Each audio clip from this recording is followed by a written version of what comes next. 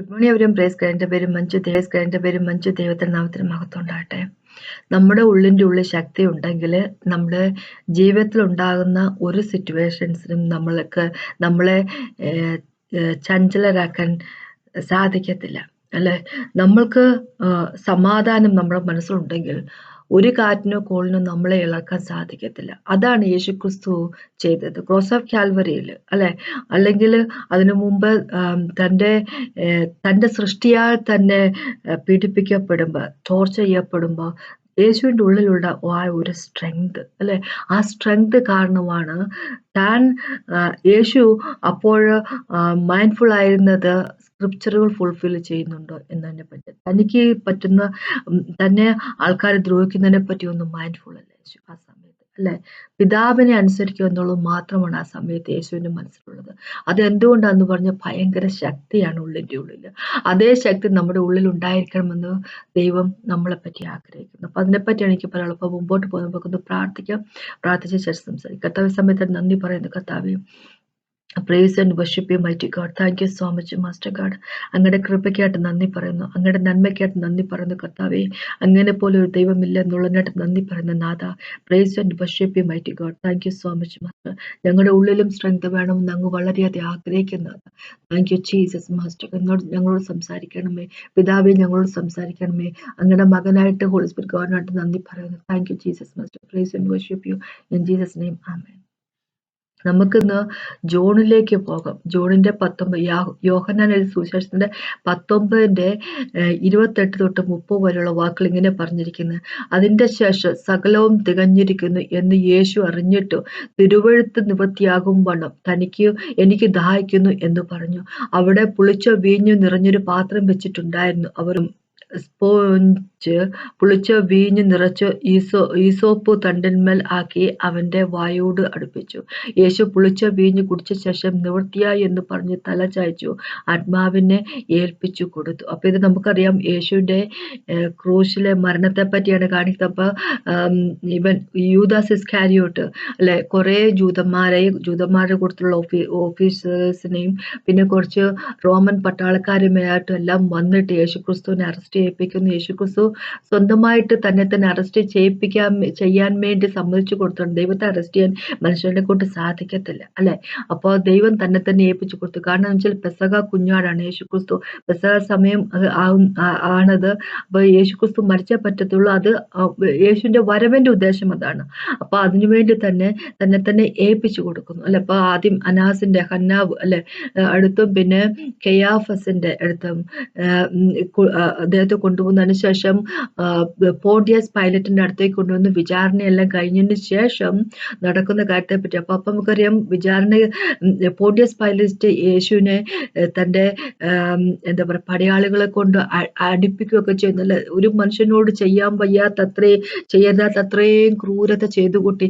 യേശു അനുഭവിച്ച പോലെ ഒരു വ്യക്തികൾ പോലും അനുഭവിച്ചിട്ടില്ല, അല്ലെ? നമുക്കറിയാം, നമ്മള് യേശയ്യാവിന്റെ അകത്തേക്ക് പോകുമ്പോൾ 52-ാമത്തെ ചാപ്റ്റർ 14-ാമത്തെ വാക്ക് ഇങ്ങനെ പറഞ്ഞിരിക്കുന്നത്: എന്താ പറയുക, വികൃതമാക്കി കളഞ്ഞിരുന്നു മോഹം, അല്ലെ? മനുഷ്യനാണോ എന്ന് പോലും മനസ്സിലാകാത്ത രീതിയിലേക്ക് യേശുവിനെ അത്രയധികം ക്രൂരതയിൽ കൂടെ അവര് കടത്തിവിട്ടിരുന്നു, അല്ലെ? അത്രയധികം സങ്കടത്തിൽ കൂടെ, അത്രയധികം എന്താ പറയുക മുറിവുകളിൽ കൂടെ കടത്തിവിട്ടു. അപ്പൊ രക്തം വാർന്നൊഴുകുമെന്ന് വിചാരിച്ചോണം, അല്ലെ? ഒരു തുള്ളി രക്തം നമ്മുടെ കയ്യിൽ നിന്ന് പോയി കഴിഞ്ഞാൽ എന്ത് പ്രാണവേദന നമുക്കപ്പൊ. ശരീരം മൊത്തം ചീന്തി കീറിയ അവസ്ഥയിൽ രക്തം എല്ലാം പോയി കഴിയുമ്പോൾ, അല്ലെ, ഭക്ഷണം തലേദിവസം കഴിച്ചില്ല, അപ്പൊ അത് വിശക്കുന്നുണ്ടായിരിക്കുമല്ലോ, അല്ലെ? ഡ്രസ്സ് നേരെ ചൊവ്വയിടാതെ, അല്ലെ? ഒന്ന് വിചാരിച്ചേക്ക് ഒരവസ്ഥയിൽ കൂടെ യേശുക്രിസ്തു കടന്നു പോകുന്ന ഒരു അവസ്ഥ എന്ന് വിചാരിച്ചു നോക്കി. ആ ഒരു സിറ്റുവേഷനിൽ, അല്ലെ, തന്റെ മുഖത്തേക്ക് തുപ്പുന്നു ആൾക്കാര്, അല്ലെ? തന്റെ സൃഷ്ടി തന്നെ ഇങ്ങനെ ചെയ്യുന്നു, അല്ലെ? താൻ രക്തം കൊടുത്ത് വീണ്ടെടുക്കാൻ പോകുന്ന ഈ സൃഷ്ടി, അല്ലെ, തന്നെ പറ്റി തന്നെ ഇങ്ങനെ ചെയ്യുന്നു. അതെല്ലാം അനുഭവിച്ചുകൊണ്ട് യേശുക്രിസ്തു നിൽക്കുന്ന സമയത്തും, അല്ലെ, ക്രോസ് ഓഫ് കാൽവരി വെച്ച് ഇതാ യേശു ചെയ്യുന്നത്. അതിനുശേഷം സകലവും തികഞ്ഞിരിക്കുന്നു എന്ന് യേശു അറിഞ്ഞിട്ട് തിരുവെഴുത്ത് നിവൃത്തിയാക്കും വണ്ണം, 28-ാമത്തെ വാക്കാണ്, ആക്കും വണ്ണം എനിക്ക് ദാഹിക്കുന്നു എന്ന് പറഞ്ഞു. തിരുവെഴുത്ത് നിവർത്തിയാക്കും ആ സമയത്ത്. അതാണ് യേശുവിന്റെ പ്രാധാന്യം.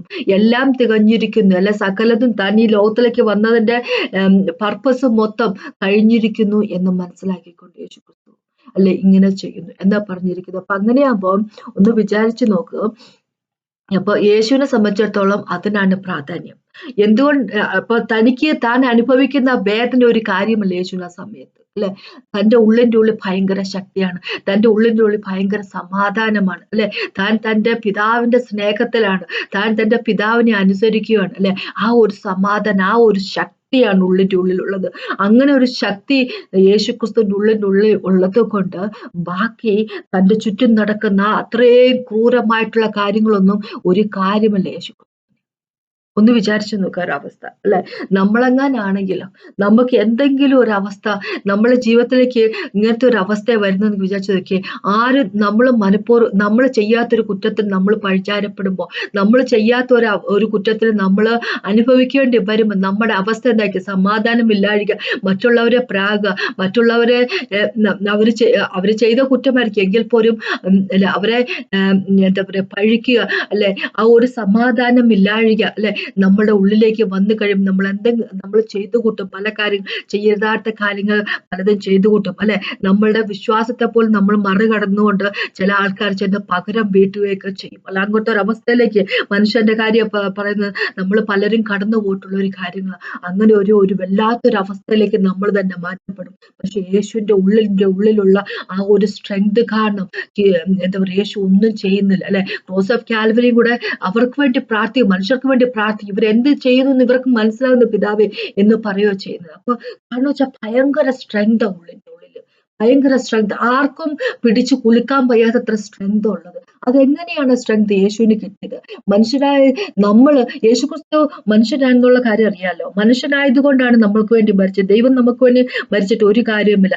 മനുഷ്യനായിട്ട് തന്നെ ഈ ലോകത്തിലേക്ക് വന്നു, മനുഷ്യനായി തന്നെ നമ്മൾക്ക് വേണ്ടി മരിക്കുകയാണ്. ഇന്നും മനുഷ്യനായിട്ട് തന്നെ പിതാവിന്റെ വലഭാഗത്ത് നിൽക്കുകയാണ്, അല്ലെ. അപ്പൊ ഒരു മനുഷ്യനെ മറ്റു മനുഷ്യർ റെപ്രസെന്റ് ചെയ്യാൻ സാധിക്കത്തുള്ളൂ, ദൈവത്തിന് മനുഷ്യർ റെപ്രസെന്റ് ചെയ്യാൻ സാധിക്കത്തില്ല. അതുകൊണ്ടാണ് ദൈവം മനുഷ്യന്റെ രൂപത്തിലേക്ക് വന്നത്. ഫിലിപ്പിയർക്കെതിരായ 2-ാമത്തെ ചാപ്റ്ററിൽ ഇപ്പൊ ഇങ്ങനെ പറഞ്ഞിരിക്കും, തന്നെ താഴ്ത്തിക്കൊണ്ട് മനുഷ്യ രൂപം പ്രാപിച്ചു. മനുഷ്യൻ രൂപത്തിലെ ദൈവത്തിന് ലോകത്തിലേക്ക് എന്താ പറയാ നമ്മൾക്ക് വേണ്ടി എന്തെങ്കിലും ചെയ്യാൻ സാധിക്കത്തുള്ളൂ, നമുക്ക് വേണ്ടി മരിക്കാൻ പറ്റുള്ളൂ മനുഷ്യൻ രൂപത്തിൽ, മനുഷ്യരേ ഉള്ളൂ, അല്ലെ. അപ്പൊ പറ്റത്തുള്ളൂ. അപ്പൊ ഇവിടെ എങ്ങനെയാണ് യേശുക്രിസ്തുവിന് സ്ട്രെങ്ത് വന്നത്? അപ്പൊ നമുക്കറിയാം, താൻ പെസഹ കുഞ്ഞാടാണെന്നും, ദൈവമാണല്ലേ ദൈവം, യേശുക്രിസ്തു, അല്ലെ. അപ്പൊ യേശുവിനറിയാം താൻ പെസഹ കുഞ്ഞാടാണ്, തന്നെ അറക്കപ്പെടാൻ പോവാന്നുള്ള കാര്യം അറിയാം. അപ്പൊ അതുകൊണ്ട് തന്നെ ലൂക്കോസിന്റെ 22 പോകുമ്പോൾ 39 തൊട്ട് 46 വരെയുള്ള വാക്കുകൾ ഇങ്ങനെ പറഞ്ഞിരിക്കുന്നത്. പിന്നെ അവൻ പതിവ് പോലെ ഒലിവ് മലയിലേക്ക് പുറപ്പെട്ടു പോയി. ശിഷ്യന്മാർ അവനെ അനുഗമിച്ചു. ആ സ്ഥലത്ത് എത്തിയപ്പോൾ അവൻ അവരോട്, നിങ്ങൾ പരീക്ഷയിൽ അകപ്പെടാതിരിപ്പാൻ പ്രാർത്ഥിപ്പിൻ എന്ന് പറഞ്ഞു. താൻ അവരെ വിട്ട് ഒരു കല്ലേറ് ദൂരത്തോളം വാങ്ങിപ്പോയി മുട്ടുകുത്തി, പിതാവേ, നിനക്ക് മനസ്സുണ്ടെങ്കിൽ ഈ പാനപാത്രം എങ്കിൽ നിന്ന് നീക്കണമേ, എങ്കിലും എന്റെ ഇഷ്ടമല്ല നിന്റെ ഇഷ്ടം തന്നെയാകട്ടെ എന്ന് പ്രാർത്ഥിച്ചു. അവനെ ശക്തിപ്പെടുത്തുവാൻ സ്വർഗത്തിൽ നിന്നൊരു ദൂതൻ അവന് പ്രത്യക്ഷനായി. പിന്നെ അവൻ പ്രാണവേദനയിലെ അതിശ്രദ്ധയോടെ പ്രാർത്ഥിച്ചു. അവന്റെ വിയർപ്പ് നിലത്ത് വീഴുന്ന വലിയ ചോരത്തുള്ളി പോലെ ആയി. അവൻ പ്രാർത്ഥന കഴിഞ്ഞ് എഴുന്നേറ്റ് ശിഷ്യന്മാരുടെ അടുക്കൽ ചെന്നു. അവർ വിഷാദത്താൽ ഉറങ്ങുന്നത് കണ്ട് അവരോട്, നിങ്ങൾ ഉറങ്ങുന്നത് എന്ത്? പരീക്ഷയിൽ അകപ്പെടാതിരിപ്പാൻ എഴുന്നേറ്റ് പ്രാർത്ഥിപ്പിൻ എന്ന് പറഞ്ഞു. അപ്പൊ ഇവിടെ ദൈവം നമ്മൾക്ക് ഇൻട്രൊഡ്യൂസ് ചെയ്തിരുന്ന ഒരു കാര്യമുണ്ട്, അല്ലെ. യേശുക്രിസ്തു തന്റെ ആ ഒരു സിറ്റുവേഷൻ സമയത്ത്, ഇപ്പൊ യേശുവിനെ സംബന്ധിച്ചിടത്തോളം താൻ മറ്റുള്ളവരാൽ കൊല്ലപ്പെടാൻ പോകുന്നു, അതൊന്നുമല്ല കാര്യം, അല്ലെ. താൻ അനുഭവിക്കാൻ പോകുന്നു, തന്റെ ശരീരം നുറുങ്ങാൻ പോകുന്നു, അതൊന്നുമല്ല കാര്യം. ലോകത്തിന്റെ മൊത്തം പാപം തന്റെ തലയിലാകാൻ പോകുന്നു.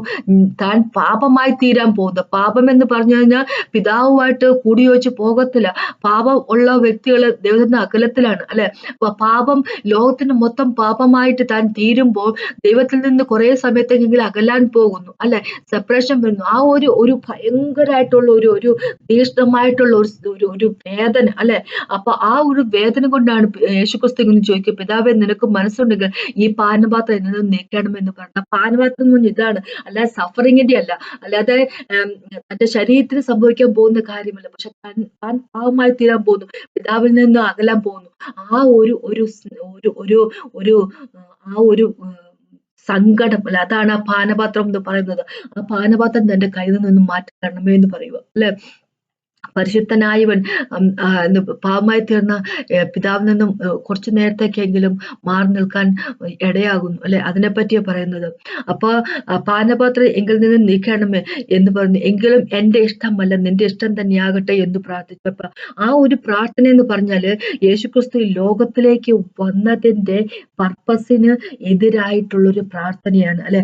ആ ഒരു പ്രാർത്ഥിക്കുക തന്റെ മനുഷ്യൻ എന്നുള്ള ആ മാനുഷ്യമായിട്ടുള്ള ഒരു തലത്തിൽ നിന്നിട്ടുള്ള പ്രാർത്ഥന, മനുഷ്യന്റെ പ്രാർത്ഥനയത് അല്ലെ, ദൈവത്തിന്റെ പ്രാർത്ഥനയല്ലത്. അന്ന് വരെ യേശുക്രിസ്തു പ്രാർത്ഥിച്ച പോലത്തെ പ്രാർത്ഥനയല്ലത്, ഒരു മനുഷ്യന്റെ വീക്ക്നെസ്സിൽ നിന്നുള്ള പ്രാർത്ഥനയാണ്. അപ്പൊ അതുകൊണ്ട് പിതാവ് പറയുന്നത് എന്താ പറഞ്ഞ ഇത് ശരിയായിട്ടുള്ള പ്രാർത്ഥനയല്ലോ എന്ന് പിതാവിന് മനസ്സിലാകുന്നു അല്ലെ. എന്ന് വെച്ച് കഴിഞ്ഞാൽ ശരിയായിട്ടുള്ള പ്രാർത്ഥന എന്നല്ല, താൻ യേശുക്രിസ്തു ലോകത്തിൽ വന്നതിന്റെ പർപ്പസിന് അഗേൻസ്റ്റ് ആയിട്ടുള്ള പ്രാർത്ഥന. കാരണം അത്രയ്ക്കും വീക്കായി പോയിരുന്നു അല്ലെ.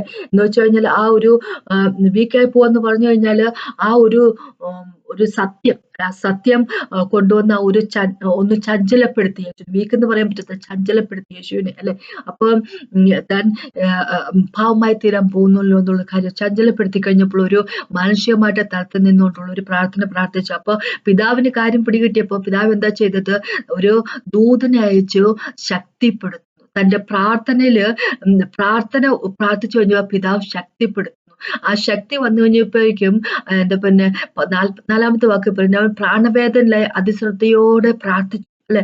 അതിശ്രദ്ധയോടെ പ്രാർത്ഥിച്ചു. അവന്റെ വിയർപ്പ് നിലത്ത് വീഴുന്ന വലിയ ചോരത്തുള്ളിയായി പോയി. അപ്പൊ ആ ഒരു പ്രാണവേദനയിലാണ്, പ്രാണവേദന കൂടുകയാണ്. ഓരോ നിമിഷം ചെല്ലുന്തോറും ആ പ്രാണവേദന കൂടുകയാണ്. അപ്പൊ അത് കൂടുമ്പോ യേശു എന്താ ചെയ്തത്, പിന്നെയും പ്രാർത്ഥിക്കുക ചെയ്യുന്നത്, അതിശക്തമായിട്ട് പ്രാർത്ഥിക്കുകയാണ് ചെയ്യുന്നത്. എന്താ പറയുക, ആ ഒരു പ്രാണവേദനയും എല്ലാം കൂടി ആയി കഴിഞ്ഞപ്പോഴേക്കും എന്താ പറയുക, തന്റെ വിയർപ്പ് നിലത്ത് വീഴുന്നത് വലിയ ചോരത്തുള്ളി പോലെ അല്ലെ. അത്രയ്ക്ക് ടെൻഷൻ, അത്രയ്ക്ക് സ്ട്രെസ്സാണ് നടക്കുന്നത്, അത്രയ്ക്ക് ആഗണിയാണ്, പെയിനാണ്ട് ഉള്ളിൽ നടക്കുന്ന യേശുവിന്റെ. അപ്പൊ ഒരു എന്താ പറയാ ചോരത്തുള്ളി വരെ വിയർപ്പ് വീഴുന്നത് ചോരത്തുള്ളി പോലെ വരും അല്ലെ. ആ സമയത്ത് യേശുക്രിസ്തു ഒപ്റ്റ് ചെയ്യുന്നത് എന്താന്ന് വെച്ച് കഴിഞ്ഞാൽ പ്രാർത്ഥിക്കാനുള്ള ഒരു തീരുമാനം എടുക്കുന്നു അല്ലെ. ദൈവത്തോട് കൂടുതൽ പ്രാർത്ഥന നമ്മൾ ദൈവത്തോട് അടുപ്പിക്കുമെങ്കിൽ ആ ദൈവത്തോട് കൂടുതൽ അടുക്കാൻ അല്ലെ, ദൈവത്തിന്റെ ഹിതപ്രകാരം കാര്യങ്ങൾ പോട്ടെ എന്നുള്ള തീരുമാനം എടുത്തുകൊണ്ട്, അതുകൊണ്ടല്ലേ യേശു പറഞ്ഞു എന്റെ ഇഷ്ടമല്ല അങ്ങയുടെ ഇഷ്ടം നിറവേറ്റത്. ആ ഒരു തീരുമാനം, ആ ഒരു ഡിസിഷൻ എടുത്തുകൊണ്ട് അല്ലെ താൻ പിന്നെയും പ്രാർത്ഥനയിലാവുക ചെയ്യുന്നത്. ആ ശക്തി ദൈവത്തിൽ നിന്ന് കിട്ടുക ചെയ്യുന്ന ഓരോ ആ പ്രാർത്ഥനയില് പിതാവ് എന്താ പറയണ ഏഞ്ചലിനെ വിട്ട് യേശുക്രിസ്തുവിനെ ശക്തിപ്പെടുത്തുക അല്ലെ. അപ്പൊ അസിസ്റ്റ് ചെയ്യും. അപ്പൊ എന്താ പറയുക, ഒരു ശക്തി കൊടുക്കുക ദൈവം ചെയ്യുന്നത്. എന്ന് വെച്ചാല് പ്രാർത്ഥന പ്രാർത്ഥിച്ച് തുടങ്ങിയപ്പോഴേക്ക് ദൈവം ശക്തിപ്പെടുത്തും ഉള്ളിന്റെ ഉള്ളിൽ. എന്ന് വെച്ച് കഴിഞ്ഞാൽ ശക്തി വരുന്നത് പ്രാർത്ഥനയിൽ നിന്നാണ് അല്ലെ. നമ്മൾക്ക് ഇളകാതിരിക്കണമെങ്കിൽ, ഒരു പ്രശ്നത്തിൽ ഇളകാതിരിക്കണമെങ്കിൽ, ആ ഇളക്കം തട്ടാതിരിക്കാനുള്ള ഹൃദയമുള്ളവരായിരിക്കണമെങ്കിൽ, സകല പ്രശ്നത്തിനും നടുക്ക് സമാധാനമുള്ളൊരു ഹൃദയമുള്ളവരായിരിക്കണമെങ്കിൽ അത് ശക്തി ദൈവത്തിൽ നിന്ന് പറഞ്ഞാൽ ശക്തി കിട്ടുന്ന പ്രാർത്ഥന വഴിയാണ്. അപ്പൊ യേശുക്രിസ്തു തന്റെ ശിഷ്യന്മാർ ഓൾറെഡി പറഞ്ഞിട്ടുണ്ടായിരുന്നു അല്ലെ. യോഹന്നാന്റെ 16 വരുമ്പോ, എന്റെ അവസാനത്തെ വാക്കുകളിലേക്ക് വരുമ്പോ യേശു ഓൾറെഡി പറഞ്ഞ ശിഷ്യന്മാരോട്, നിങ്ങൾ എന്നെ ഉപേക്ഷിച്ച് പോകും, നിങ്ങൾ സ്കാറ്റർ ചെയ്യാൻ പോവുക അല്ലെ, നിങ്ങൾ നാനാ വഴിക്കാകാൻ പോവുകയാണെങ്കിൽ അല്ലെ. പിന്നെ 13 വരും, യോഹന്നാന്റെ 13 വരുമ്പോഴേക്കും ഓൾറെഡി പീറ്ററിനോട് പറഞ്ഞു കഴിഞ്ഞു, നീ എന്നെ തള്ളി പറയാൻ പോവാണ് അല്ലെ. അപ്പൊ എന്ന് വെച്ച് കഴിഞ്ഞാല് ഇവര് ടെംപ്റ്റേഷൻ, അവര് പരീക്ഷണത്തിൽ അല്ലെ, അവര് പ്രലോഭനത്തിൽ അകപ്പെടാൻ പോവുകയാണ് അല്ലെ. അപ്പൊ അത് പ്രലോഭിപ്പിക്കപ്പെടാതിരിക്കാൻ, ടെംപ്റ്റേഷനിൽ അകപ്പെടാതിരിക്കാനുള്ള ശക്തി വേണം അവരുള്ളിന്റെ ഉള്ളിൽ. അതിന് ദൈവം യേശുക്രിസ്തു അവരോട് പറഞ്ഞു, നിങ്ങൾ പ്രാർത്ഥിക്കുക. ഇങ്ങനെയല്ലേ പറഞ്ഞു, 40-ാമത്തെ വാക്കിനെ പറഞ്ഞു, നിങ്ങൾ പരീക്ഷയിൽ അകപ്പെടാതിരിക്കാൻ പ്രാർത്ഥിപ്പൻ എന്ന് പറഞ്ഞു അല്ലെ. അപ്പൊ പരീക്ഷയിൽ അകപ്പെടാതിരിക്കുകയാണെങ്കിൽ എന്ത് വേണം, പ്രാർത്ഥന വേണം. പ്രാർത്ഥന വഴി കിട്ടുന്ന ശക്തി വേണം, സ്ട്രെങ്ത് വേണം അല്ലെ. ആ സ്ട്രെങ്തിന് വേണ്ടി പ്രാർത്ഥിക്കണം എന്ന് യേശുക്രിസ്തു പറഞ്ഞിരിക്കുക. പക്ഷെ ശിഷ്യന്മാർ എന്ത് ചെയ്തു, 45-ാമത്തെ വാക്ക് തൊട്ട് 45-46 ഇങ്ങനെ പറഞ്ഞിരിക്കുന്നത്, അവൻ പ്രാർത്ഥന കഴിഞ്ഞ് എഴുന്നേറ്റ് ശിഷ്യന്മാരുടെ അടുക്കൽ ചെന്നു. അവർ വിഷാദത്താൽ ഉറങ്ങുന്നത് കണ്ട് അവരോട്, നിങ്ങൾ ഉറങ്ങുന്നത് എന്റെ പരീക്ഷയിൽ അകപ്പെടാതെ എഴുന്നേറ്റ് പ്രാർത്ഥിക്കുക എന്ന് പറഞ്ഞു അല്ലെ. അപ്പൊ ശിഷ്യന്മാർക്ക് വിഷാദമായി, സങ്കടമായി കഴിഞ്ഞപ്പോ അവര് ഒരു പ്രശ്നത്തിൽ കൂടി ഇനി കടന്നു പോകുമ്പോൾ, യേശുക്രിസ്തു മരിക്കാൻ പോകുന്ന അങ്ങനെയൊക്കെയുള്ള വിഷമത്തിൽ കൂടെ അവര് ഹൃദയത്തിൽ കൂടെ കടന്നുപോയി. പിന്നെ വരാൻ പോകുന്നതിനെ പറ്റി ഓർത്തു കഴിയുമ്പോൾ അവർക്ക് ഭയങ്കര സങ്കടം. അപ്പൊ ആ സങ്കടം കൂടി കഴിഞ്ഞപ്പോ അവര് കിടന്നുറങ്ങി അല്ലെ? ഇപ്പൊ നമുക്കറിയാം രണ്ട് കാര്യങ്ങൾ ഇവിടെ പറയുന്നത്. യേശുക്രിസ്തു ആ ഒരു തന്റെ ഒരു എന്താ പറയാ ആ ഒരു ഇത് സങ്കടത്തിൽ നിന്നുകൊണ്ട് അല്ലെ ആ ഒരു ആഗണിയിൽ നിന്നുകൊണ്ട് യേശുക്രിസ്തു പ്രാർത്ഥിക്കാന് തയ്യാറായത് അല്ലെ? ആ ഒരു സമയം എനിക്ക് സ്ട്രെങ്ത് വരും, എനിക്ക് പ്രാർത്ഥിച്ചേ പറ്റത്തുള്ളൂ എന്നുള്ള രീതിയിൽ യേശുക്രിസ്തു പ്രാർത്ഥിക്കാനായിട്ട് ഉപയോഗിച്ചു. പക്ഷെ ശിഷ്യന്മാര് തങ്ങളുടെ സങ്കടം എന്തിനാ ഉറങ്ങാനായിട്ട് ഉപയോഗിച്ചു. എന്ന് വെച്ചാൽ അവര് ഉറങ്ങുകയാണ് ചെയ്തത്.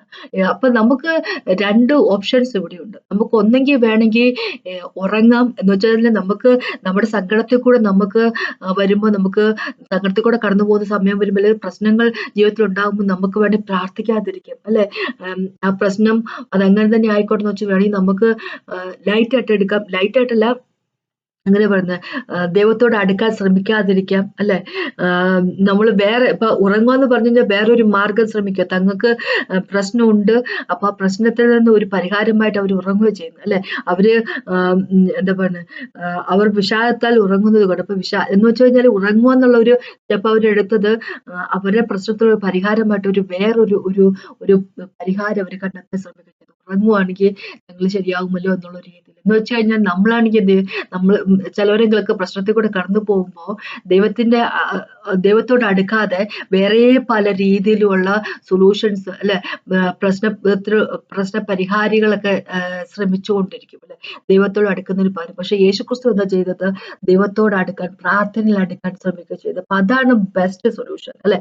ദൈവത്തോട് നമ്മൾ അടുക്കാൻ ശ്രമിക്കും, നമ്മൾ പ്രാർത്ഥനയിലായിരിക്കും, നമുക്ക് ദൈവം സ്ട്രെങ്ത് തരും, നമുക്ക് ശക്തി തരുമ്പോൾ നമ്മള് എന്താ പറയുക, നമുക്ക് ആ പ്രശ്നത്തെ അതിനെ ഓവർകം തരണം ചെയ്യാനുള്ള ശക്തി നമ്മുടെ ഉള്ളിൽ ദൈവം ഒരു സമാധാനം കൊണ്ട് ദൈവം നിറയ്ക്കുക. സമാധാനം കൊണ്ട് ദൈവം നിറയ്ക്കുമ്പോൾ നമുക്ക് ആ പ്രശ്നത്തിന് നടുക്കം നിൽക്കുമ്പോൾ വിജയാളികളായിട്ട് നിൽക്കാൻ സാധിക്കും. പക്ഷെ നമ്മൾ വേറെ ഏതെങ്കിലുമൊക്കെ റൂട്ടാണ് എന്താ പറയുന്നത് സ്വീകരിക്കുന്നതെങ്കിൽ, പല ആൾക്കാരും പല രീതിയിലാണ്. ചില ആൾക്കാര് ദൈവത്തിൽ നിന്ന് അകന്നു പോകുന്ന കാഴ്ച കണ്ട് പല പ്രശ്നത്തിലൂടെ കടന്നു പോകും അല്ലെ? പല ആൾക്കാര് പ്രാർത്ഥനയ്ക്ക് കുറവ് വരും, ദൈവത്തെ ഡൗട്ട് ചെയ്യും, ദൈവത്തോട് അടുക്കാൻ ശ്രമിക്കത്തില്ല, ബൈബിൾ വായന നിർത്തും. അങ്ങനെയൊക്കെ പ്രശ്നത്തിൽ കൂടെ കടന്നു പോകുമ്പോൾ എത്രയോ ആൾക്കാരുണ്ടല്ലോ, അവരിലേക്ക് തന്നെ അവര് ഉൾവലിയും അല്ലെ? ചർച്ചിൽ പോകുന്നതൊക്കെ നിർത്തും. അങ്ങനെ അവരുടെ ഉള്ളിലേക്ക് തന്നെ ഒരു ഉൾവലിവ് അങ്ങനെ ചെയ്യുന്ന എത്രയോ ആൾക്കാരുണ്ട്. അങ്ങനെ മറ്റുള്ളവരോട് സംസാരിക്കാതിരിക്കും. അപ്പൊ തങ്ങളെ തന്നെ ഒന്ന് മറ്റുള്ളവരൊന്ന് മാറ്റി നിർത്തും, പ്രാർത്ഥന കുറയും. അങ്ങനെയൊക്കെ വരുന്ന എത്രയോ സിറ്റുവേഷൻസ് ഉണ്ട്. പക്ഷെ അങ്ങനെ ആയിരിക്കരുത് എന്ന് ദൈവം പറഞ്ഞിരിക്കുന്നു അല്ലെ? ശിഷ്യന്മാരെ പോലെ ഉറങ്ങുന്നവരായിരിക്കരുത് എന്ന് പറഞ്ഞിരിക്കുക. തങ്ങൾക്ക് ഉണ്ടാകാൻ പോകുന്ന പ്രശ്നത്തിന് പരിഹാരമായിട്ട് അവര് സ്വീകരിച്ച മാർഗം ഉറങ്ങുക എന്നുള്ളത് അല്ലെ? പക്ഷെ ദൈവം പറയുന്നത്, നിങ്ങൾ പ്രാർത്ഥിക്കുക. നിങ്ങൾ ശരിക്കുമുള്ള സൊല്യൂഷൻ വരുന്നത്, നിങ്ങളുടെ ശരിക്കുമുള്ള പരിഹാരം വരുന്ന പ്രാർത്ഥനയിൽ നിന്ന്. നമ്മൾ പ്രാർത്ഥിക്കാൻ നമ്മുടെ ഉള്ളിന്റെ ഉള്ളിൽ ശക്തി വരും, ദൈവം അതിന് പരിഹാരം ഉണ്ടാക്കുകയും ചെയ്യും അല്ലെ? ദൈവം പ്രശ്നത്തിന് പരിഹാരം ഉണ്ടാക്കുകയും ചെയ്യും. അതാണ് ശരിക്കുള്ള മാർഗം, അല്ലെ ഉറങ്ങുക എന്നുള്ളതല്ല.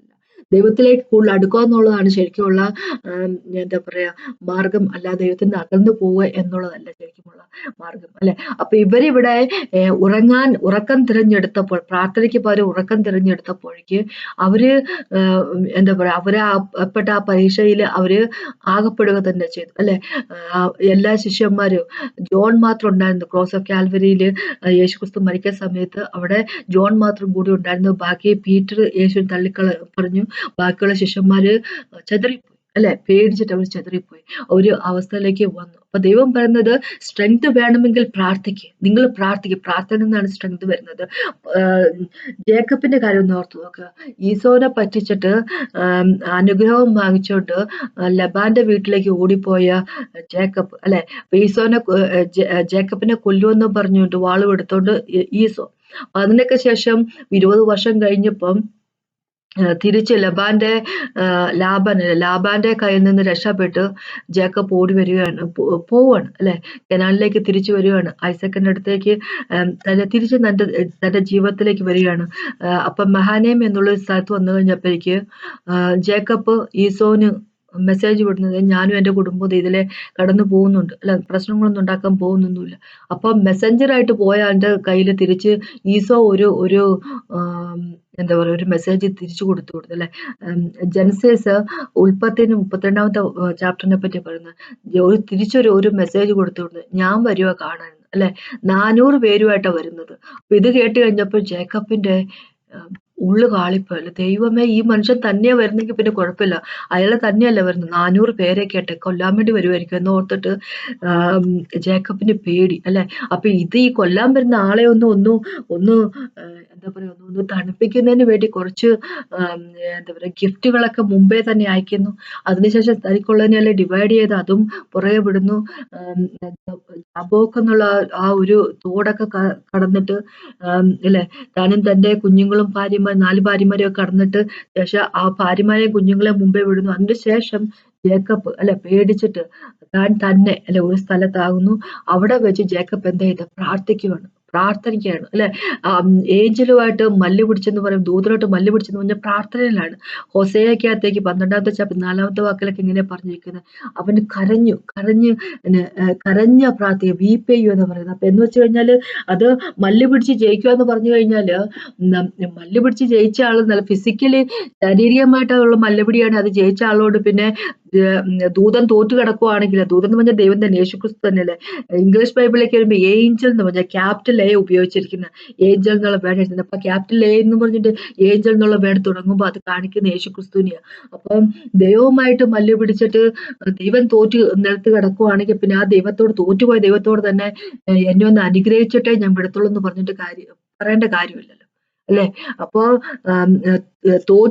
ദൈവം തോറ്റിട്ടൊന്നുമില്ല. അപ്പൊ ഇവിടെ മല്ല് പിടിച്ച ഫിസിക്കലി ഉള്ള മല്ലുപിടിയല്ല അല്ലെ, ശാരീരികമായിട്ടുള്ള മല്ലുപിടിയല്ല. പ്രാർത്ഥനയിൽ എന്നെ അനുഗ്രഹിച്ചേ പറ്റത്തുള്ളൂ, എനിക്ക് അനുഗ്രഹം കിട്ടിയേ പറ്റത്തുള്ളൂ. കാര്യം എന്താ വെച്ചാൽ ഈസോ വരുവാ, തന്റെ കൊല്ലാൻ വേണ്ടി ഈസോ വരുവാ അല്ലെ. എന്ന് വെച്ച് കഴിഞ്ഞാൽ അപ്പൊ ആ സമയത്ത് ജേക്കബ് താൻ പ്രശ്നത്തിലായിരുന്ന സമയത്ത് ജേക്കബ് ഉപയോഗിച്ച മാർഗം എന്താന്ന് വെച്ച് കഴിഞ്ഞാല് ആരെയും കുറ്റപ്പെടുത്താൻ പോയിട്ടില്ല അല്ലെ, ഒരു കുറ്റപ്പെടുത്തുന്നതിനും പോയിട്ടില്ല. എനിക്കറിയില്ല, ഞാൻ വെറുതെ വീട്ടിൽ ഇരുന്നാണ്, എന്റെ അമ്മയാണ് എന്നെ ഈ പരിപാടിയെല്ലാം ചെയ്യിപ്പിച്ചത് അല്ലെ. ഞാന് നേരെ ചൊവ്വേ അവിടെ എങ്ങാനും അമ്മ കുക്ക് ചെയ്യുന്ന ഒപ്പത്തിൽ അല്ലെ, കുക്ക് ചെയ്തൊക്കെ നടക്കുന്ന വ്യക്തിയാ. ഇങ്ങനെയല്ല പറഞ്ഞിരിക്കുന്നത്. ഈസോ എന്ന് പറഞ്ഞവൻ എന്താ പറയുക, ഇങ്ങനെ നായാട്ടിനൊക്കെ പോകാൻ താല്പര്യമുള്ള വ്യക്തിയായിരുന്നു. പക്ഷെ ജേക്കബ് ഒരു മാൻ ഓഫ് ടെന്റ് എന്നല്ലേ പറഞ്ഞിരിക്കുന്നത്, ടെന്റിൽ താമസിക്കാൻ ഇഷ്ടപ്പെടുന്നത്. എന്ന് വെച്ച് കഴിഞ്ഞാല് വെറുതെ സൗമ്യ സ്വഭാവക്കാരനൊക്കെ ആയിട്ട് വീടിന്റെ അകത്തൊക്കെ വല്ല കുക്കിംഗ് ക്ലാസ്സും ഒക്കെ എടുത്ത് കുക്കിംഗ് ഒക്കെ ചെയ്ത് അടുക്കള വല്ല ജോലിയൊക്കെ ചെയ്ത് വീട്ടിലെ കാര്യങ്ങളൊക്കെ നോക്കി നടക്കുന്ന ഒരു വ്യക്തി അല്ലെ. അങ്ങനെ ഒരു ക്യാരക്ടറുള്ള ഒരു വ്യക്തി ജേക്കബ്. അപ്പൊ ജേക്കബ് ഇങ്ങനെയൊന്നും വിചാരിച്ചില്ല, ഞാൻ മര്യാദയ്ക്ക് ജീവിച്ചുകൊണ്ടിരുന്നു. അപ്പൊ എന്റെ അമ്മ ഒറ്റൊരുത്തിയാണ് ഈ പ്രശ്നത്തിനെല്ലാം കാരണം അല്ലെ. അവര് ഒരു ബ്ലെസ്സിങ് കിട്ടുമെന്ന് പറഞ്ഞ് എന്നെ കൊണ്ട് ഈ പരിപാടിയെല്ലാം ചെയ്യിപ്പിച്ചു അല്ലെ. എന്റെ സഹോദരനെ ചതിച്ചിട്ട് ഞാൻ ലബാന്റെ അടുത്ത് പോയിട്ട് അയാളും എന്നെ ചതിച്ച് ഈ പ്രശ്നങ്ങളെല്ലാത്തിനെല്ലാം കാരണം എന്റെ അമ്മയൊരുത്തിയാണെന്നുള്ള കുറ്റപ്പെടുത്താനൊന്നും പോകാതെ കിട്ടിയ സമയത്ത് പ്രാർത്ഥിക്കുകയാണ്. ദൈവമേ എന്നെ അനുഗ്രഹിച്ചേ പറ്റത്തുള്ളൂ അല്ലെ, എനിക്ക് ജീവിച്ചേ പറ്റത്തുള്ളൂ, എന്നെ ഒന്ന് അനുഗ്രഹിച്ചേ പറ്റത്തുള്ളൂ. ആ പ്രാർത്ഥനയുടെ മുമ്പിലാണ് ദൈവം തോറ്റത് അല്ലെ. പക്ഷെ ദൈവം ഒരു കാര്യം കൂടെ ചെയ്തു. ജേക്കബിന്റെ ഈ ഇവിടെ ഹിപ്പിന്റെ സോക്കറ്റ് തൊടുകയും ചെയ്തു. എന്തിനാന്ന് വെച്ച് കഴിഞ്ഞാല് മുടന്തനായി കഴിഞ്ഞാല് പിന്നെ തന്റെ ശക്തിയിൽ ഒരു കാലത്തും ജേക്കബ് ആശ്രയിക്കാൻ ദൈവത്തിന്റെ ശക്തിയിലായിരിക്കണം എന്നുള്ള ഒരു നിർബന്ധം ദൈവത്തിനുണ്ട്. നമ്മളെപ്പറ്റി എല്ലാവരെ പറ്റി അങ്ങനത്തെ ഒരു നിർബന്ധം ദൈവത്തിനുണ്ട്. നമ്മൾ ആശ്രയിക്കുന്നത് ദൈവത്തിന്റെ ശക്തിയിലായിരിക്കണം എന്നുള്ള ഒരു നിർബന്ധം ദൈവത്തിന് വളരെയധികം ഉണ്ട്. അതുകൊണ്ടാണ് ജേക്കബിനോട് അങ്ങനെ ചെയ്തത്. അപ്പൊ അത് നമുക്ക് എല്ലാവർക്കും ഉള്ള ഒരു ലെസൺ. അപ്പം യേശുക്രിസ്തു തന്റെ ആ സമയത്ത്, തന്റെ ആ സങ്കടത്തിന്റെ ആഗണീന്റെ സമയത്ത് ദൈവം ഉപയോഗിച്ച മെത്തേഡ് എന്ന് പറഞ്ഞാൽ പിതാവുമായിട്ട് അടുക്കാൻ ശ്രമിച്ചു, പ്രാർത്ഥനയിൽ അടുക്കാൻ ശ്രമിച്ചു, പിതാവിന്റെ സ്ട്രെങ്ത് കിട്ടാനായിട്ട്, ശക്തി കിട്ടാനായിട്ട് ശ്രമിച്ചു അല്ലെ. അത് തന്നെയാണ് വേണ്ടതും, അത് തന്നെയാണ് പിതാവ് അപ്രൂവ് ചെയ്തതും, അത് തന്നെയാണ് ദൈവം സമ്മതിച്ചു കൊടുത്ത് ശക്തി കൊടുക്കുകയും ചെയ്തു അല്ലെ. പക്ഷെ ശിഷ്യന്മാർ ഉപയോഗിച്ച മെത്തേഡ് എന്ന് പറഞ്ഞാൽ ഉറങ്ങുക എന്നുള്ളത്. എന്ന് വെച്ചാൽ പ്രാർത്ഥിക്കാൻ പറ്റുന്നില്ല, പ്രാർത്ഥിക്കാൻ താല്പര്യമില്ല, അതിന് പകരമായിട്ട് വേറെ സൊല്യൂഷൻ ഉറങ്ങുക എന്നുള്ളത് അല്ലെ. അപ്പൊ നമ്മൾ അങ്ങനെ ആകാതിരിക്കുക. നമ്മള് സ്ട്രെങ്ത് കിട്ടുന്നവരായിരിക്കട്ടെ. നമുക്ക് സ്ട്രെങ്ത് വേണം, ദൈവത്തിൽ നിന്നുള്ള സ്ട്രെങ്ത് വേണം, അതിനായിട്ട് പ്രാർത്ഥിക്കണം. നമ്മുടെ പ്രശ്നത്തിന് നടുക്കുവരെ നമ്മൾ ആരെയും കുറ്റപ്പെടുത്താൻ പോകരുത്. ജേക്കബ് ആരെയും കുറ്റപ്പെടുത്തി, യാക്കോബ് ആരെയും കുറ്റപ്പെടുത്തില്ല എന്ന് പറഞ്ഞ പോലെ യേശുക്രിസ്തു ആരെയും കുറ്റപ്പെടുത്തില്ല. യേശുവിന് ഇതൊക്കെ വല്ല കാര്യമുള്ളതാണോ അല്ലെ. ഈ ലോകത്തേക്ക് വരികയും ഇങ്ങനെ കണ്ട് കഷ്ടപ്പെടേണ്ട വല്ല കാര്യമുള്ളതാണോ അല്ലെ. ഇങ്ങനെ പറയായിരുന്നു, ദൈവമേ ഞാൻ അവിടെ സ്വർഗത്തില് നേരെ ചൊവ്വേ ജീവിച്ചുകൊണ്ടിരുന്ന വ്യക്തി അല്ലെ, എനിക്ക് എന്റെ ഗ്ലോറി ഒക്കെ ഉണ്ടായിരുന്നു, അതൊക്കെ ഉപേക്ഷിച്ച് ഞാൻ ഈ ലോകത്തിലേക്ക് വരേണ്ട വല്ല കാര്യമുണ്ടോ? ഈ ഈ മനുഷ്യരെന്ന് പറഞ്ഞ വർഗത്തെ ഞാൻ സൃഷ്ടിച്ച സമയത്ത് അവർക്കൊന്നും ഒരു പാപമൊന്നുമില്ല. പിന്നെ അവരുടെ ഇഷ്ടത്തിന് തോന്നിവാസം കാണിച്ച് നടന്നുകൊണ്ടാണ് ഈ പ്രശ്നത്തിൽ മൊത്തം എത്തിപ്പെട്ടത്. ഇവര് കാരണമാണ് ഞാനിപ്പോ ഈ പ്രശ്നത്തിലായിരിക്കുന്നത് എന്നെങ്ങാനും യേശുക്രിസ്തു പറഞ്ഞു? ഒന്നും പറയുന്നില്ല. ഒന്നും പറയാൻ പോയില്ല അല്ലെ. ദൈവത്തോട് അപേക്ഷിക്കുകയാണ് അല്ലെ. സ്ട്രെങ്ത് വേണം എനിക്ക് അല്ലെ. എനിക്ക് അങ്ങയുടെ ഇഷ്ടം ഫുൾഫിൽ ചെയ്യണം, അതിനുള്ള സ്ട്രെങ്ത് വേണം, എനിക്ക് ഇപ്പൊ വേണ്ട ശക്തിയാണ്, എന്നെ ശക്തിപ്പെടുത്തണമെന്ന് പ്രാർത്ഥിക്കുക യേശു ക്രിസ്തു. എന്താണ് പ്രാർത്ഥിച്ചത് നമുക്ക് അറിഞ്ഞൂടാ അല്ലെ. ഒരു പ്രാർത്ഥനയെ പറ്റി, ഒരു സെന്റൻസിനെ പറ്റി മാത്രം നമുക്ക് അറിയത്തുള്ളൂ. അങ്ങയുടെ ഇഷ്ടം ഇതാണെങ്കിൽ ഇത് തന്നെ നടക്കട്ടെ എന്നുള്ള ഒരു പ്രാർത്ഥന മാത്രമേ നമുക്ക് അറിയത്തുള്ളൂ. ബാക്കി അതിന് മുമ്പുള്ള പ്രാർത്ഥനയെ പറ്റി നമുക്ക്, അത് കഴിഞ്ഞുള്ള പ്രാർത്ഥനയെ പറ്റി നമുക്ക് അറിയത്തില്ല. പക്ഷെ ഒരു കാര്യം ഉറപ്പാണ്, പിതാവ് അത് ശക്തിപ്പെടുത്തുക തന്നെ ചെയ്തില്ല. അപ്പൊ അതുകൊണ്ടാണ് ആ ഒരു സമയത്ത് എന്താ പറയുന്നത്, യോഹന്നാന്റെ 28 വരുമ്പോ ആ സമയത്ത് തിരുവഴുത്ത് നടക്കുന്നു, തിരുവഴുത്ത് അല്ലെ നിവൃത്തിയാകുന്നു എന്നുള്ളതിനെ പറ്റിയൊക്കെ യേശു 28 അതിനുശേഷം സകലവും തികഞ്ഞിരിക്കും എന്ന് യേശു അറിഞ്ഞിട്ട് തിരുവഴുത്ത് നിവൃത്തിയാക്കണം എന്നുള്ളതിനു വേണ്ടി ദാഹിക്കുന്നു എന്ന് പറഞ്ഞു. അപ്പൊ തന്റെ ശരീരത്തിലെ തൊക്ക് വരെ വലിച്ചൂരി, തൊലി വരെ വലിച്ചൂരി, താൻ മനുഷ്യന്റെ ഷേപ്പിൽ നിന്നെല്ലാം മാറിയിരിക്കുന്ന ഒരു അവസ്ഥയിലും യേശു വിചാരിക്കുക തിരുവഴുത്ത് ഇത് നിവൃത്തിയാവണം എന്നുള്ളത്. കാരണം വെച്ചാല് അങ്ങനെ ചിന്തിക്കാനുള്ള ഒരു മനസാന്നിധ്യമുണ്ട് ആ സമയത്ത്, സമാധാനമുണ്ട് സമയത്ത്, അല്ലെ ശക്തിയുണ്ട് ഉള്ളില്. ആ ശക്തി കിട്ടിയത് പിതാവിൽ നിന്നാണ് അല്ലെ. അപ്പൊ പ്രശ്നത്തിന് നടുക്ക് നിൽക്കുമ്പോഴും ആ ആണ് ആവശ്യം നമുക്ക്. ആ ശക്തി വന്നത് പിതാവിൽ നിന്നാണ്. അപ്പൊ അതിനുവേണ്ടി പ്രാർത്ഥിക്കുന്ന വ്യക്തികളാകാൻ നമുക്ക്. അതിനെപ്പറ്റി എനിക്ക് പറയാനുള്ളത്, പ്രാർത്ഥിക്കുമ്പോൾ നമ്മൾ ശക്തിയുള്ളവരും. പ്രാർത്ഥന കാണിക്കുക ദൈവത്തോടുള്ള ആ ഒരു ഒബീഡിയൻസും ആ ഒരു എന്താ പറയുക ഡിപ്പെൻഡൻസിയും അല്ല, ദൈവത്തെ ആശ്രയിക്കുന്നു, ആ ആശ്രയവുമാണ് കാണിക്കുന്നത്. അപ്പൊ അങ്ങനെയുള്ള വ്യക്തികളാകാൻ നമുക്ക് പ്രാർത്ഥിച്ചുകൊണ്ട് കർത്താവ് സമയത്ത് നന്ദി പറയുന്നു. Thank you Jesus master. Praise and worship you almighty. അങ്ങനെ പോലെ ദൈവമില്ല. നന്ദി പിതാവ് കർത്താവ്, ഞങ്ങൾക്ക് വേണ്ടി ചെയ്തിരുന്ന എല്ലാത്തിനോട്ട് നന്ദി പറയുന്നു കർത്താവെ. ഞങ്ങളുടെ പ്രശ്നത്തിൽ കൂടെ കടന്നു പോകുന്ന സമയത്ത് കർത്താവെ, അതിനു മുമ്പും കർത്താവെ എപ്പോഴും പ്രാർത്ഥിക്കുന്ന വ്യക്തികളായിരിക്കട്ടെ. എന്നെ കേട്ടുകൊണ്ടിരിക്കുന്ന ഓരോ വ്യക്തികളോട്ട് പ്രാർത്ഥിക്കുന്നു കർത്താവ്. അപ്പൊ ഞങ്ങളെല്ലാവരും എപ്പോഴും അങ്ങയിലായിരിക്കുന്ന വ്യക്തികളായിരിക്കട്ടെ, അങ്ങനെ വളരെയധികം ആശ്രയിച്ചിരിക്കുന്ന വ്യക്തികളായിരിക്കട്ടെ. Thank you and praise you master. Worship you almighty. Thank you Jesus master. Praise and worship you master. യേശുനാഥൻ നാമേ. ഇത് കേട്ടതിന് നന്ദി. ദൈവത്തിന് മാത്രം ഉണ്ടാകട്ടെ.